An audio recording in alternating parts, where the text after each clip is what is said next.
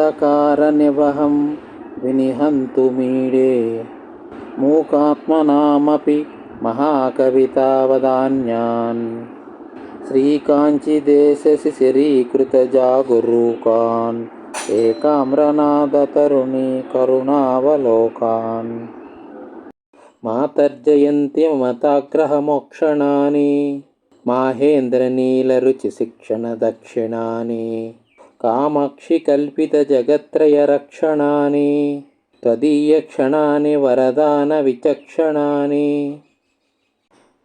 आनङ्गतन्त्रविधिदर्शितकौशलानाम् आनन्दमन्दपरिघर्नितमन्धराणां तारल्यमम्ब तव ताडितकर्णसीम्नां कामाक्षि खेलति कटाक्षनिरीक्षणानां कल्लोलितेन करुणारसवेल्लितेन कल्माषितेन कमनीयमृदुस्मितेन मामञ्चितेन तव किञ्चन कुञ्चितेन कामाक्षितेन शिशिरीकुरुवीक्षितेन साहाय्यकं गतवती मुहुरर्चनस्य मन्दस्मितस्य परितोषितभीमचेतः कामाक्षि पाण्डवचमूरिव तावकीन कर्णान्तिकं चलति हन्तकटाक्षलक्ष्मीः हस्तं क्षणान्नयतु मे परितापसूर्यम् आनन्दचन्द्रमसमानयन्तां प्रकाशं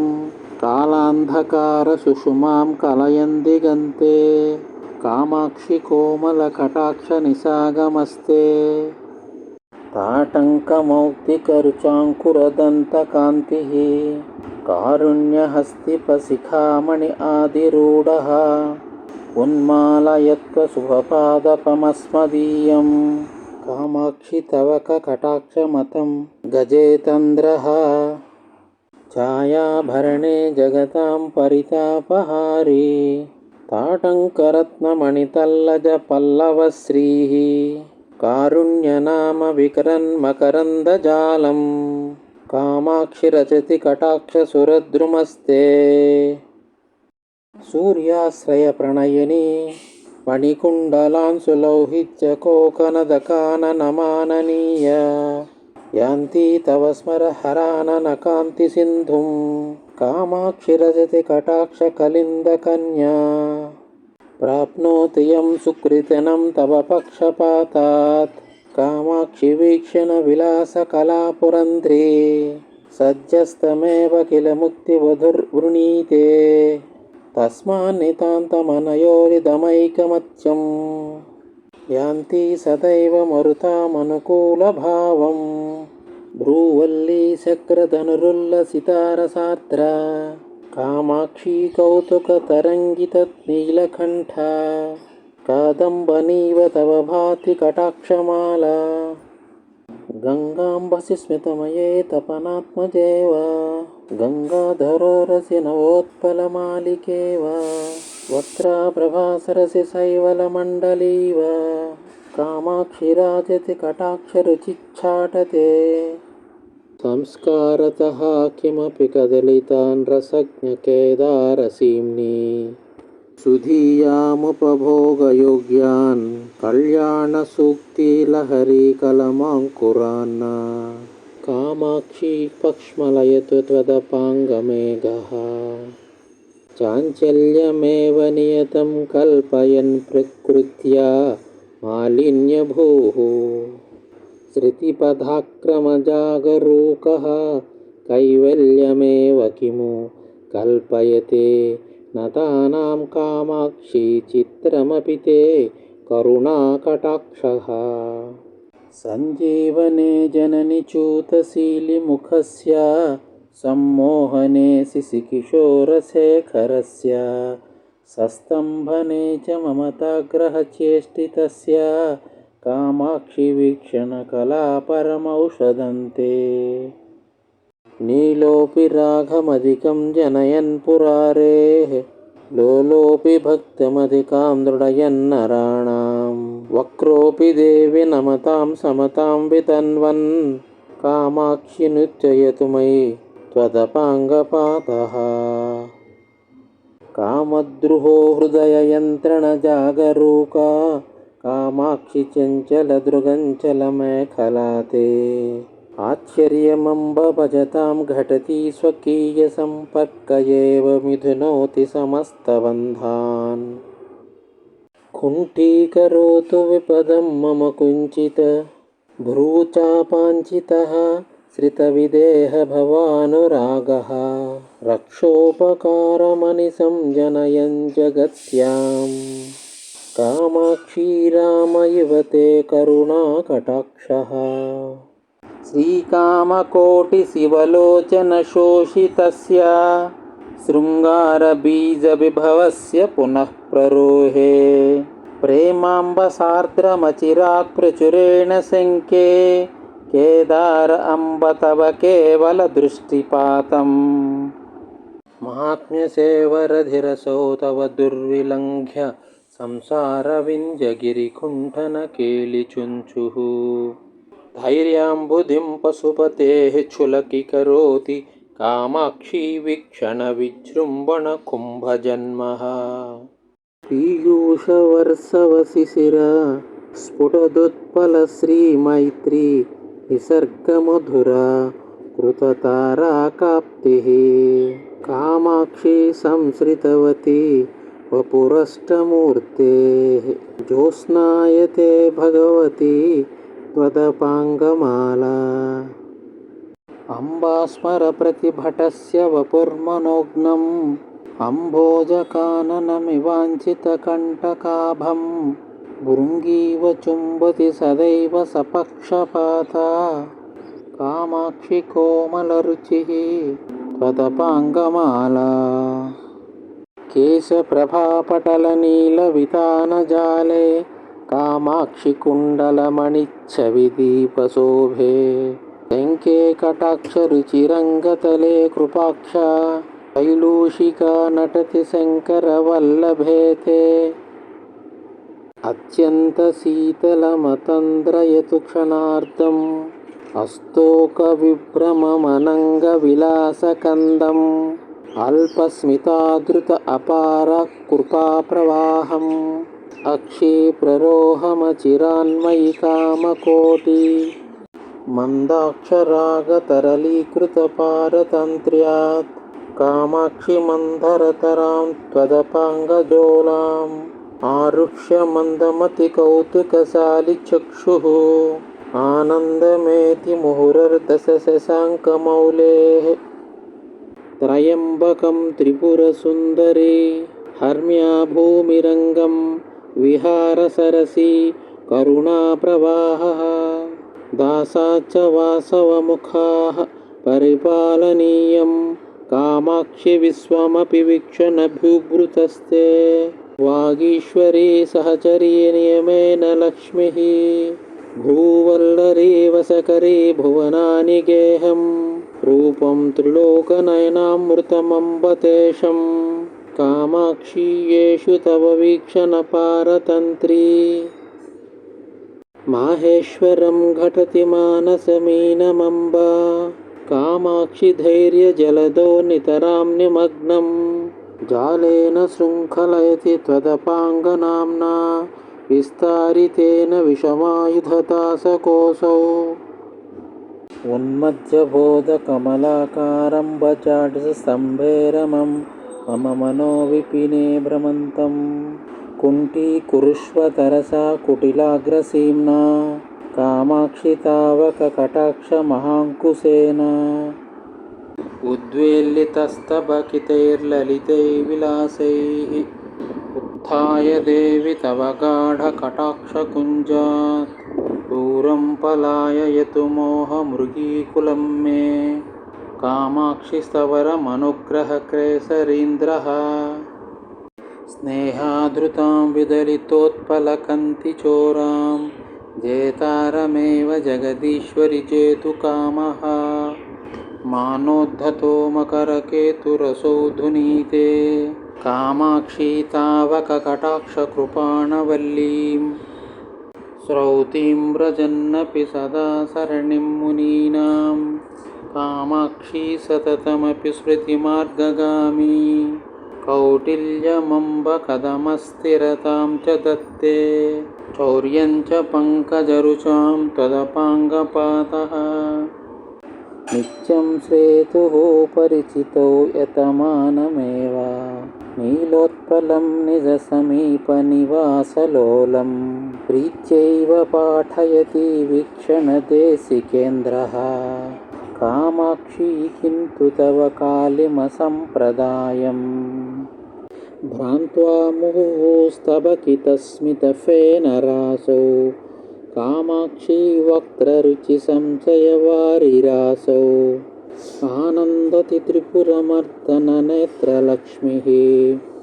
आलम्ब्य देवी तव मन्दम् अपाङ्गसेतुम् श्यामा तव त्रिपुरसुन्दरी लोचनश्रीः कामाक्षी कन्दलितमेधुरतारकान्तिः ज्योत्स्नावती स्मृतरुचापि कथं तनोति स्पर्धामहो कुवलयैश्च तथा च घोरैः कालाञ्जनं च तव देवी निरीक्षणं च कामाक्षी साम्यसरणिं समुपैति कान्त्या निःशेषनेत्रसुलभं जगतीषु पूर्वमन्यत्रिनेत्रसुलभं तिहिनाद्रिकन्ये धूमाङ्कुरो मकरकेतनपावकस्य कामाक्षी नेत्ररुचिनीलिमचातुरीते अत्यन्तम् अद्भुतमिदं नयनत्रयस्य हर्षोदयं जनयते अरुणाङ्कमौलेः आरब्धबले समये तव वीक्षणस्य कामाक्षी मूकमपि वीक्षणमात्रनम्रम् सर्वज्ञता सकललोकसमक्षमेव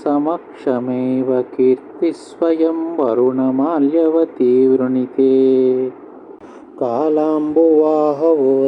परितापहारी कामाक्षि पुक्षरमन्दः कुरुते कटाक्षः पूर्वः परं क्षणरुचा समुपैति मैत्री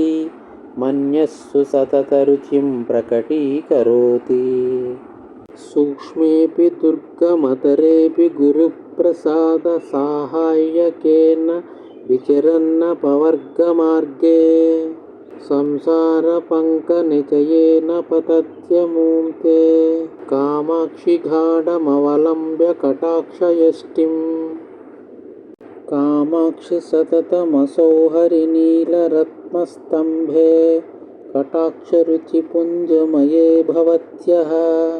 बद्धोऽपि भक्तनिगलैर्मम चित्तहस्ते स्तम्भं च बन्धमपि मुञ्चति हन्तचित्रम् कामाक्षि काष्ठरयमपि सन्ततमञ्जनं च बिभ्रिन्निसर्गतरलोऽपि भवत्कटाक्षः वैमल्यमनह्वमनं जनता च भूयः स्थैर्यं च भक्तहृदयाय कथं दधाति मन्दस्मितस्तबकितं मणिकुण्डलां सुस्तोमप्रवालरुचिरं शिशिरीकृतास्यं कामाक्षी रजति कटाक्षरुचिरेः कदम्बम् उद्यानमम्ब करुणाहरिणेक्षणायाः कामाक्षी तावककटाक्षमहेन्द्रनीलसिंहासनं श्रितवतो मकरध्वजस्य साम्राज्यमङ्गलविदो मुनिकुण्डलश्रीः नीराजनोत्सवतरङ्गितदीपमाला मातः क्षणं स्वप्नय मां तव वीक्षितेन मन्दाक्षितेन सुजनैरवपरोक्षितेन कामाक्षि कर्मतिमिरोत्करभास्करेण श्रेयस्करेण मधुपत्यति तस्करेण प्रेमापगापयसि मज्जनमारचय्य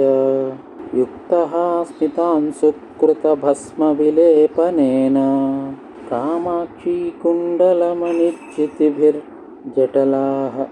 श्रीकण्ठमेव भजते तव दृष्टिपातः कैवल्यदाय करुणारसकिङ्कराय कामाक्षि कन्दलितविभ्रमशङ्कराय आलोकनाय तव भक्तशिवङ्कराय मातर्नमोऽस्तु परतन्त्रितशङ्कराय साम्राज्यमङ्गलविदो मकरध्वजस्य कोलालकालीकृततोरणमाल्यशोभे कामेश्वरी प्रचलदुत्पलवैजयन्ती चातुर्यमेति तव चञ्चलदृष्टिपातः मार्गेण मञ्जुकचकान्तितमोवृतेन मन्दायमानगमना मधुनातुरासौ कामाक्षि दृष्टिरयते तव शङ्कराय सङ्केतभूमिमचिरादभिसारिकेव व्रीडानुवृत्तिरमणीकृतसाहचर्या शैवालितां गलरुचा शिशिरेखरस्य कामाक्षि कान्तिसरसीं त्वदपाङ्गलक्ष्मीः मन्दं समाश्रयति मज्जनखेलनाय काषायमं सुखमिव प्रकटं दधानो माणिक्यकुण्डलरुचिं ममताविरोधी श्रुत्यन्तसीमनिरतः सुतरां चकास्ति कामाक्षि तव कटाक्षयतीश्वरोऽसौ पाषाण एव हरिनीलमणिर्दिनेषु प्रमलनतां कुवलयं प्रकटीकरोति नौमित्तिको जलदमे च किमाततस्ते कामाक्षि शून्यमपमनम् अपाङ्गलक्ष्म्याः शृङ्गारविभ्रमवती सुतरां सलज्जा आसाग्रमौक्तिकरुचाकृतमन्दहासा श्यामा कटाक्षसुषुमा तव युक्तमेतत् कामाक्षि चुम्बति दिगम्बरवक्त्रबिम्बम् नीलोत्पलेन मधुपेन च दृष्टिपातः कामाक्षि तुल्य इति ते कथमामनन्ति शैत्येन निन्दयति यदन्वहमिन्दुपादान् पादोरुहेण यदसौ कलहायते च ओष्ठप्रभापटलविद्रुममुद्रिते ते भ्रूवल्लिवीचि सुभगे मुखकान्तिसिन्धौ कामाक्षि वारिभरपूर्णलम्बमाना कालाम्बुवाह सरणिं लभते कटाक्षः मन्दस्मितैर्धवलिता मणिकुण्डलांशु सम्पर्कलोहितरुचिस्त्वदपाङ्गधारा कामाक्षि मल्लिकुसुमैर्नवपल्लवैश्च नीलोत्पलैश्च रचितेव विभाति माला कामाक्षि शीतलकृपारनिरर्घराम्बः सम्पर्कपश्मलरुचिस्त्वदपाङ्गमाला गोभिः सदा पुररिपोरविलक्ष्यमाणा दूर्वाकदम्बकविडम्बनमातनोति कुरुत्पङ्कजं मम विकासयतु प्रहृष्टन् उल्लासमुत्पलरुचेस्तमसां निरोद्धा दोषानुषङ्गजडतां जगतां धुनानः कामाक्षी वीक्षणविलसादिनोदयस्ते चक्षुर्विमोहयति चन्द्रविभूषणस्य कामाक्षी तावककटाक्षतमः प्ररोहः प्रत्यङ्गमुखं तु नयनं स्तिमितं मुनीनां प्राकास्यमेव नयतीति परं विचित्रम् कामाक्षी वीक्षणरुचायुधि निर्जितं ते नीलोत्पलं निरवशेषगताभिमानम् आगच्छ तत्परिसरं श्रवणवतं सव्योजेन नूनामभयार्थनमातनोति आश्चर्यमम्बमधुनाभ्युदयावलम्बः कामाक्षि चञ्चलनिरीक्षणविभ्रमस्ते धैर्यं विधूय तनुते हृदि रागबन्धं शम्भोस्तदेव विपरीततया मुनीनां जन्तोः सकृतप्रणमतो जगदीड्यताञ्च तेजस्वितां च निशितां च मतिं सभायां कामाक्षीमाक्षिकझरीमिव वैखरीं च लक्ष्मीं च पक्ष्मलयति क्षणवीक्षणं ते कादम्बनी किमयते न जलानुषङ्गं भृङ्गावळी कुमुररी कुरुते न पद्मं किं वा कलिन्दतनया सहते न भङ्गं कामाक्षि निश्चयपदं न तवाक्ष्मि लक्ष्मीः काकोलपावकतृणीकरणेऽपि दक्षः कामाक्षि बालकसुधाकरशेखरस्य अत्यन्तशीतलतमोऽप्यनुपारतं ते चित्तं विमोहयति चित्रमयं कटाक्षः कार्पण्यपूरपरिवर्धितमम्बमोह कन्दोद्गतं भवमयं विषपादपं मे तुङ्गं छिनत्तु तुहिनाद्रिसुते भवत्याः काञ्चीपुरेश्वरि कटाक्षकुठारधारा कामाक्षी घोरभवरोगचिकित्सनार्थमभ्यर्थ्य देशिककटाक्षाभिक्षक्प्रसादात् तत्रापि देवी लभते सुकृती कदाचिदन्यस्य दुर्लभमपाङ्गमहौषधं ते कामाक्षी देशिककृपाङ्कुरमाश्रयन्तो नानातपोनियमनासितपाशबन्धाः वासालयं तव कटाक्षममुं महन्तो लब्ध्वा सुखं समाधियो विचरन्ति लोके साकूतसंलपितसंभृतमुग्धहासं प्रीडानुरागसहचारिविलोकनं ते कामाक्षी कामपरिपन्थिनि मारवीरा साम्राज्यविभ्रमदशां सफलीकरोति कामाक्षी विभ्रमबलैकनिधिर्विधाय भ्रूवल्लीचापकुटिलीकृतमेव चित्रं स्वाधीनतां तव निनाय शशाङ्कमौले रङ्गार्धराजसुखलाभमपाङ्गवीरः कामाङ्कुरैकनिलयस्तव दृष्टिपातः कामाक्षी भक्तमनसां प्रददातु कामान् रागान्वितस्वयमपि प्रकटीकरोति वैराग्यमेव खदमेष महामुनीनां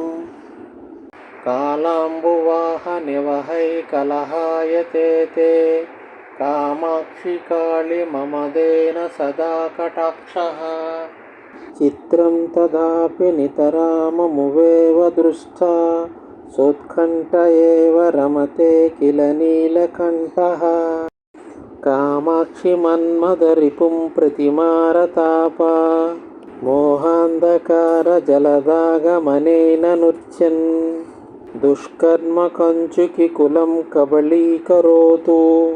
व्यामिश्रमे च करुचिस्तदपाङ्गकेकी कामाक्षी मन्मदरिपोरवलोकनेषु कान्तं पयोजमिव तावकमक्षिपातं प्रेमागमो दिवसवद्विकचीकरोति लज्जाभरो रजनिवन्मुकुलीकरोति मूको विरञ्चति परं पुरुषः कुरूपः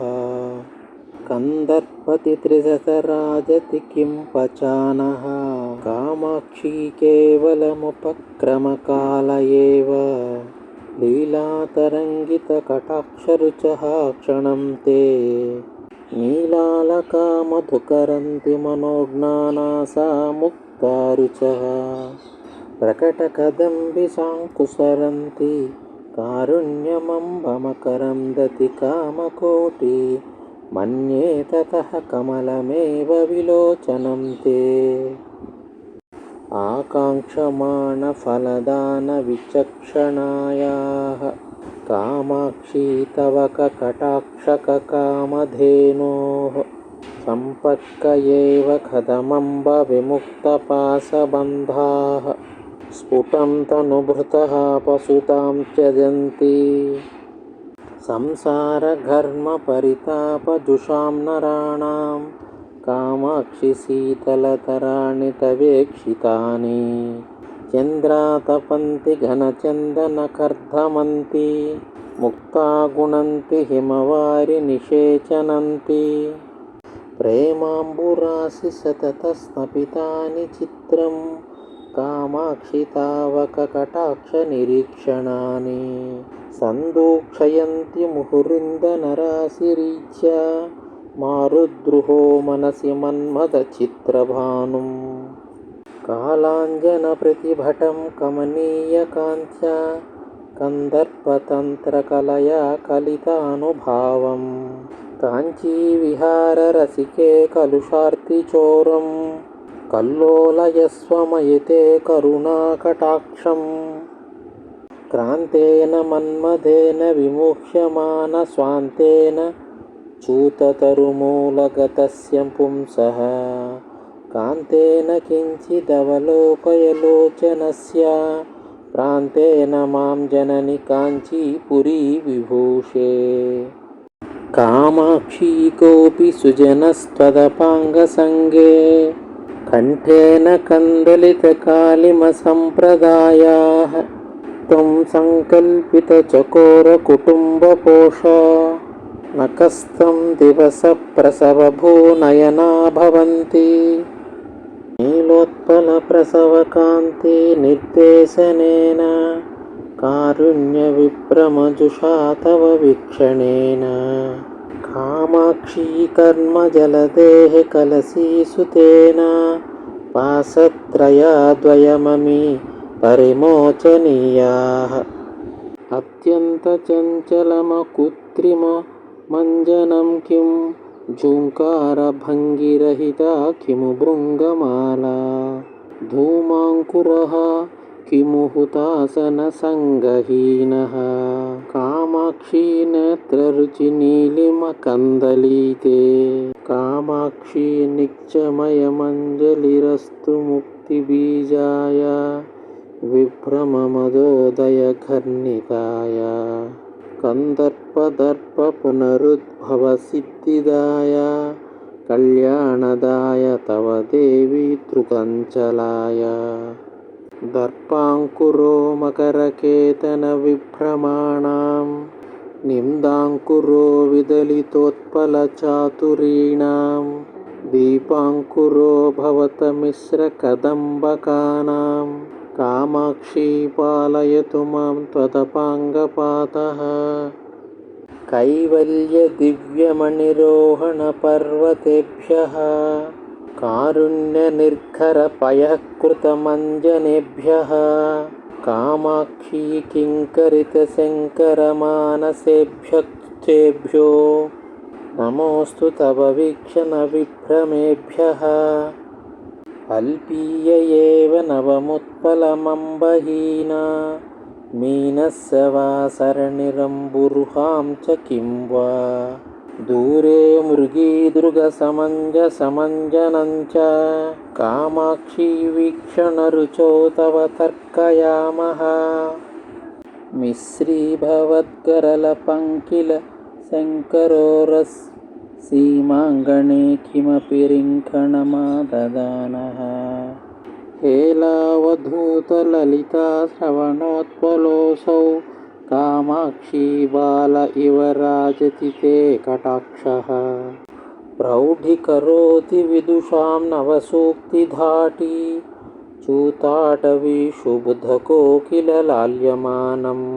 माध्वीरसं परिमलं च निरर्गलं ते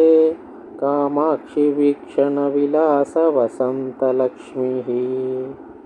कूलङ्कषं वितनुते करुणाम्बुवर्षी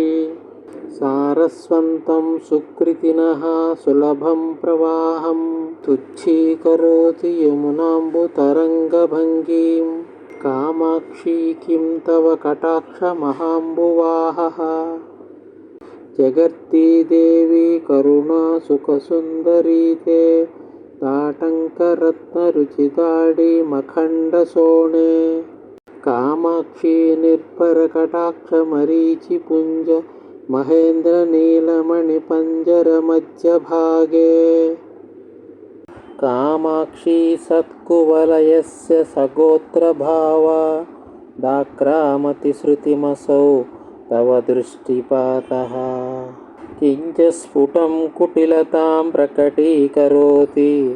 भ्रूवल्लरी परिचितस्य फलं किमेतत् एषा तवाक्षि सुषमा विषमायुधस्य नारा च वर्षलहरी नगराजकन्ये शङ्के करोति स तथा हृदि धैर्यमुद्रां श्रीकामकोटियदसौ शिशुरांशुमौलेः बाणेन पुष्पधनुषः परिकल्पमानत्राणेन भक्तमनसां करुणाकरेण कोणेन कोमलदृशस्तव कामकोटि सोनेन शोषय शिवे मम शोकसिन्धुं मारद्रुहामुकुटसीमनिलाल्यमाने मन्दाकिनी पयसि कुटिलं चरिष्णुः कामाक्षी कोपरभस्साद्वलमानमीना सन्देहमङ्कुरयति क्षणमक्षिपातः कामाक्षी सम्बलितमौक्तिककुण्डलांशु चिञ्चस्सितश्रवणचामरचातुरीकः स्तम्भे निरन्तरमपाङ्गमये भवत्या बद्धश्च कास्तिमकरध्वजमत्तहस्ति यावत्कटाक्षरजनीसमयागमस्ते कामाक्षी तावदचिरान्नमतां नराणाम् आविर्भवत्य मृतदीदितिबिम्बमम्ब संविस्मयं हृदयपूर्वगिरीन्द्रशृङ्गे कामाक्षी कल्पविटपीव भवत्कटाक्षो दिस्सुः समस्तविभवं नमतां नराणाम् भृङ्गस्य नीलिननिनस्य च कान्तिसम्पत्सर्वस्वमेव हरतीति परं विचित्रम् अत्यन्तशीतलमनर्गलकद्मपाककाकोलहरी सुलभं सुमनोभिरेतत् पीयूषमेव तव वीक्षणमम्ब किन्तु कामाक्षी नीलमिदमित्ययमेव वेदः अज्ञातभक्तिरसमप्रसरद्विवेक अत्यन्तगर्वमनदीतसमस्तशास्त्रम् अप्राप्तसत्यमसमीपगतं च मुक्तेः कामाक्षी नैव तव स्पृहयति दृष्टिपातः पातेन लोचनरुचेस्तव कामकोटि पूतेन पतकपयोधिभयातुराणं पूतेन तेन नवकाञ्चनकुण्डलांशु वीतेन शीतलय भूधरकन्यके माम्